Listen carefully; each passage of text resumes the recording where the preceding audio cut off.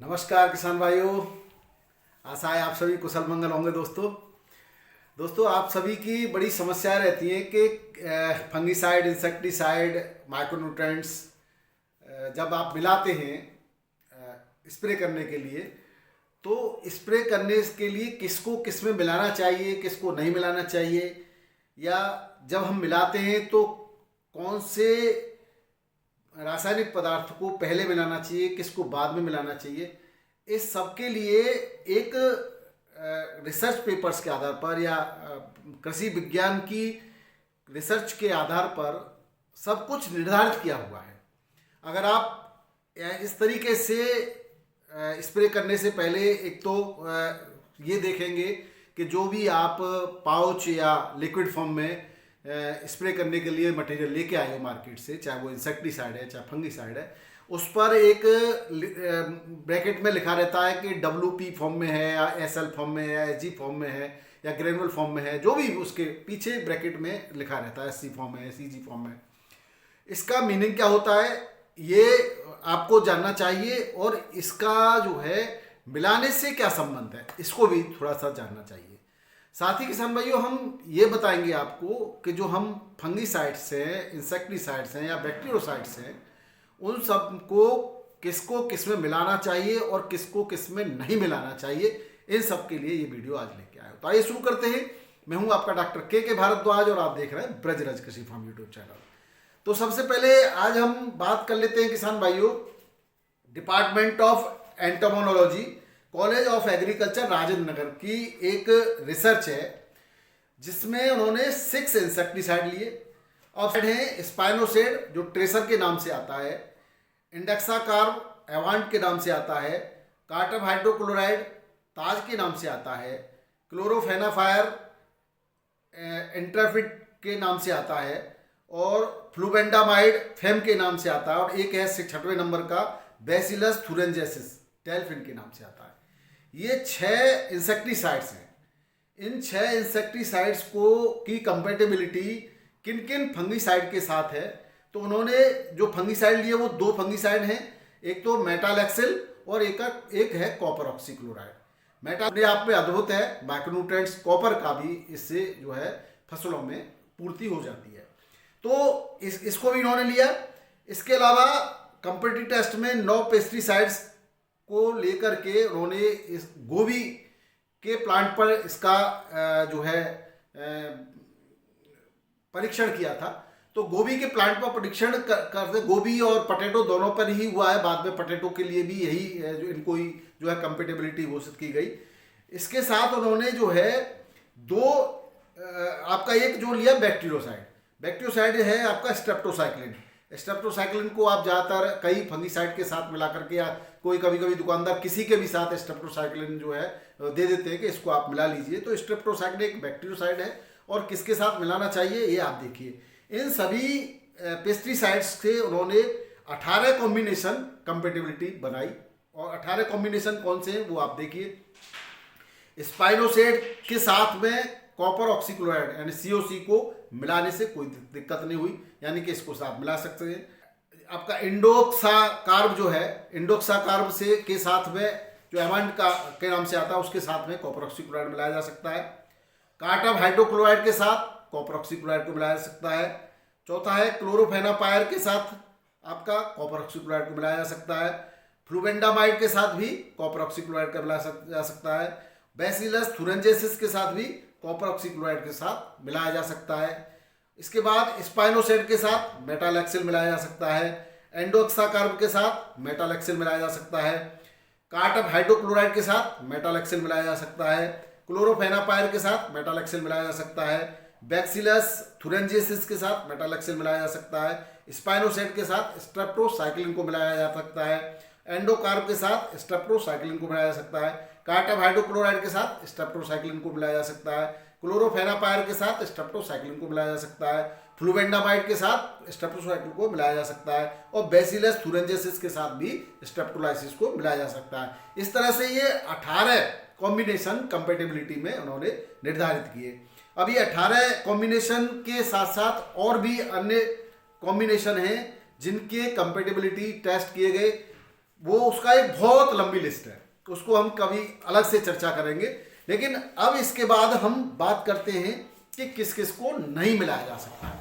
तो किसान भाई ये बहुत ही महत्वपूर्ण है कि किस किस को नहीं मिलाया जा सकता। ये सामान्य परिस्थितियों में नहीं मिलाते हैं। अगर ऐसे ही हम ज़्यादातर दुकानदार 2-2, 3-3 तरह के साल्ट आपको देते हैं कि भाई इसको आपस में मिलाइए और डाल दीजिए, कभी कभी इसका उल्टा असर हो जाता है। पत्तियों पर स्क्रैच आ जाते हैं, पत्तियां मुड़ जाती हैं, पत्तियां जल जाती हैं। तो और वाइट कलर के या येलो कलर के या मटीले कलर के स्क्रैच जो दिखाई देते हैं पत्तियों पर, बाद में वहाँ पर फंगस अटैक करता है, वो उल्टा आपको नुकसानदायक होता है। तो किसको किस में नहीं मिलाना चाहिए, इसको थोड़ा सा जानना बहुत जरूरी है किसान भाइयों। ये सामान्य परिस्थितियों में अगर कंपनियां, बड़ी बड़ी लेबोरेटरी आपस में कुछ कॉम्बिनेशंस को मिला करके देती हैं तो वो एक प्रैक्टिकल के द्वारा जांची परखी मात्रा में कुछ ही एक कंपोजिशन के साथ दूसरा कंपोजिशन मिलाया हुआ होता है। उसको आप अगर यहाँ पर अपने घर पर मिला रहे हैं तो वहाँ उसका एक तो मात्रा का आपको ध्यान नहीं है, और कितनी देर के लिए या कितना किस कंपेटेबिलिटी में मिलाना चाहिए वो ध्यान नहीं है। शुष्क फॉर्म में कुछ चीज़ें मिलाई जा सकती हैं लेकिन लिक्विड फॉर्म में नहीं मिलाई जा सकती। कुछ चीज़ें एसिडिक फॉर्म में वर्क करती हैं, कुछ बेसिक में वर्क करती हैं। अब आप यहाँ पर जब घर पे इसको मिला देते हैं तो आपको मीडियम का भी पता नहीं रहता। कभी कभी एसिडिक मीडियम में काम करने वाले सॉल्ट हम दूसरी चीज को मिला करके उसका मीडियम परिवर्तित हो जाता है, और वो उसका मीडियम मान लो न्यूट्रल हो गया या बेसिक हो गया, तो जहां वो फायदा करना चाहिए था आपके पौधों पर वहां उल्टा नुकसान हो जाता है। तो इसका विशेष करके ध्यान रखना होता है। और जब परीक्षण में कोई मात्रा मिलाई जाती है तो उनको पता रहता है कि इतनी मात्रा तक मिलाने पर इसके मीडियम में परिवर्तन नहीं होगा, तो वो मिलाने के लिए कंपेटेबिलिटी दी जाती है कि इसको मिला सकते हैं। लेकिन यहाँ हम किसान भाई नहीं जानते कि कितनी मात्रा मिलानी है। कभी कभी हम जानते पूछते भी, कभी कभी कुछ ज्यादा मिला दिया, कुछ कम मिला दिया, तो उसका भी एक फर्क होता है कि किसको कितनी मात्रा में मिलाना चाहिए। अगर हम बात करें किसान भाइयों किन फंगीसाइड्स को नहीं मिलाया जा सकता, तो आप देखिए सबसे पहले थायोफिनेट मिथाइल की बात करते हैं। थायोफिनेट मिथाइल एक स्ट्रॉन्ग आपका फंगीसाइड है और ये जो है सिस्टम में जाकर के वर्क करता है। तो यहाँ पर सामान्य तौर पर मैंने एक बार और बताया था कि एक कॉन्टैक्ट फंगीसाइड के साथ एक सिस्टमिक फंगीसाइड को मिलाया जा सकता है, तो लेकिन वो स्पेशल केस है कुछ। लेकिन एक कॉन्टैक्ट फंगीसाइड के साथ आप एक सिस्टमिक इंसेक्टिसाइड मिला सकते हैं, लेकिन उसके लिए भी एक पूरी की पूरी लिस्ट दी हुई है रिसर्च पेपर के आधार पर। तो उस लिस्ट को मैं कभी फिर दूसरे वीडियो में डालूंगा। यहाँ बात करते हैं रोको का थायोफिनेट मिथाइल आता है। इसको कस्टोडिया के एजॉक्सिस्ट्रोबिन 11% एजॉक्सिस्ट्रोबिन आता है, और टेबुकोनाजोल आता है उसमें 18.3% कस्टोडिया का आता है। इसके साथ नहीं मिलाना चाहिए। इसके बाद थायोफिनेट मिथाइल को मेटालेक्सिल के साथ भी नहीं मिलाया जाता।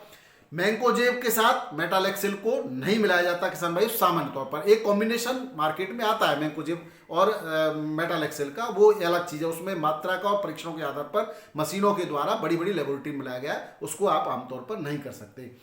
थीरम 17% आता है, उसके साथ कॉपर ऑक्सीक्लोराइड को नहीं मिलाया जा सकता। कॉपर सल्फेट को भी नहीं मिलाया जा सकता।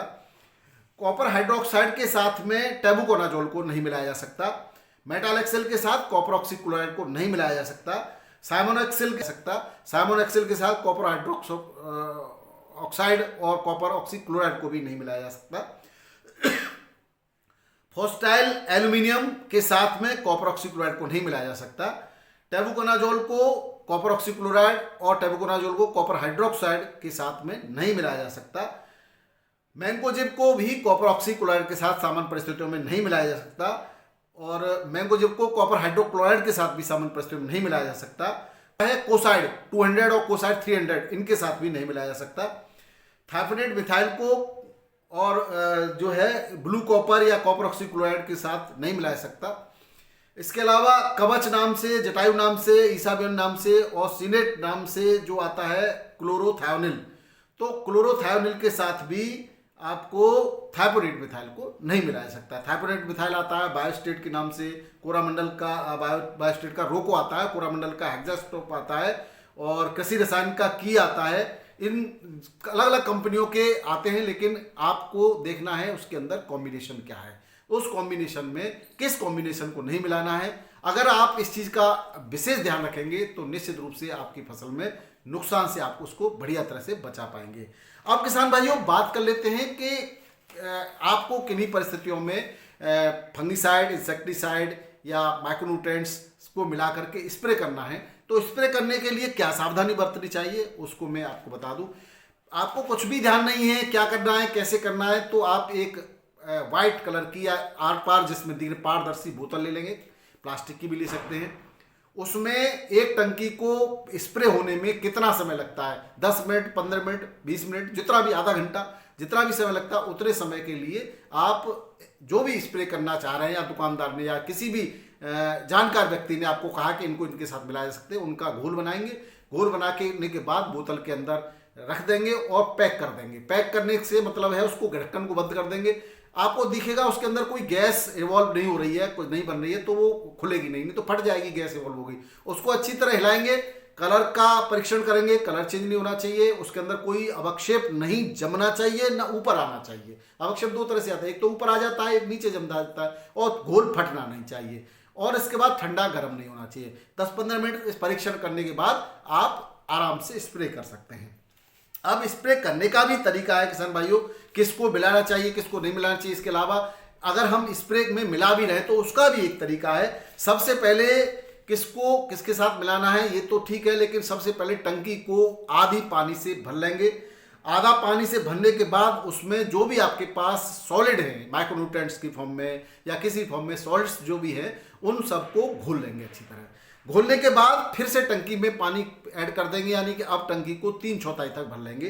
3/4 टंकी भरने के बाद फर्टिलाइजर्स, माइक्रोन्यूट्रिएंट्स जो भी है वो सबको मिलाने के बाद सॉलिड फॉर्मुलेशन वाले WG यानी वाटर, आपके वेटेबल ग्रेनुअल है, वेटेबल पाउडर है, या आपका SG फॉर्म का है या SP फॉर्म का है, जो भी इस फॉर्मुलेशन के, उनको पहले मिलाएंगे।